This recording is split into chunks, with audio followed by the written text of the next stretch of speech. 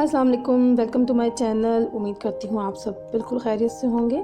आज की रेसिपी है शीर खोरमे की, और वो भी इंस्टेंट शीर खोरमा। तो चलें इसे बनाना शुरू करते हैं। मैंने यहाँ पर 2 लीटर मिल्क लिया है, एक कंडेंस मिल्क का टिन लिया है, छुआरे लिए हैं, बादाम लिए हैं, काजू लिए हैं और एक पैकेट सेवइयों का लिया है। और ये सेवइयाँ जो हैं वो रोस्ट हुई हुई हैं, तो मैंने इन्हें बारीक तोड़ लिया है। अगर आपके पास रोस्ट की हुई सेवइयाँ नहीं हैं तो उन्हें थोड़े से बटर के अंदर आप रोस्ट कर लें और बारीक चूरा कर लें। अब एक पतीली के अंदर अपना मिल्क शामिल कर लेते हैं और इसे बॉईल करने के लिए रख देते हैं।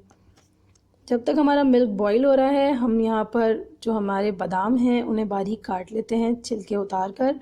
तो मैंने यहाँ पर बादाम, काजू और छुआरों को थोड़ी देर गर्म पानी के अंदर रखा है और उसके बाद ये थोड़े से नरम हो गए हैं, तो मैं छिलके उतार के इन्हें बारीक काट लेती हूँ। अब यहाँ पे हमारा दूध जो है वो बॉईल हो गया है।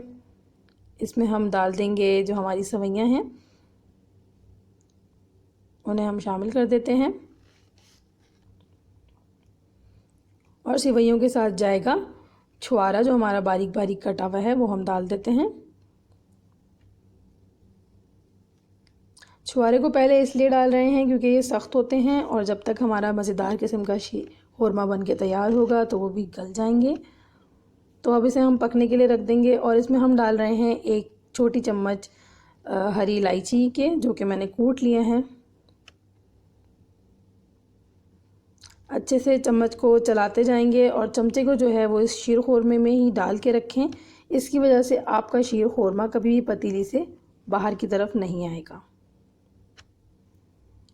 अब ये थोड़ा पककर गाढ़ा हो गया है।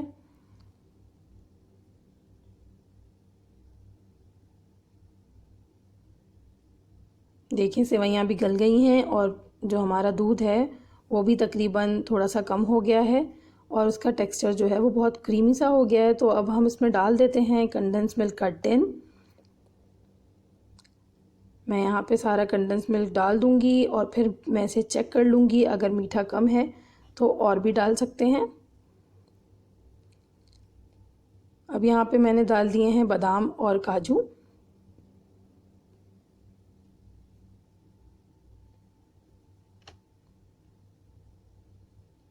अच्छी तरीके से इसे मिक्स कर लेंगे और इसे थोड़ी देर ही अब बस पकाना है और हमारा बहुत ही मज़े का इंस्टेंट शीर खोरमा बन करके तैयार हो जाएगा।